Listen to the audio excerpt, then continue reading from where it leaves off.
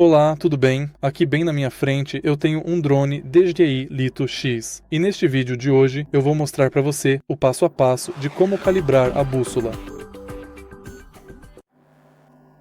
Para calibrar a bússola no DJI Lito X1, vamos abrir o aplicativo e ir para Configurações. Em Segurança, role para baixo e encontre Bússola.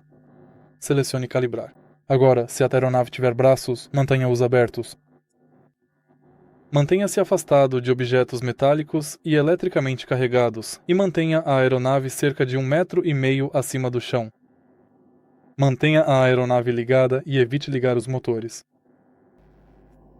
Depois de cumprir todos os requisitos, toque em Iniciar. Se você achou este vídeo útil, por favor, deixe seu like, comente e se inscreva no canal.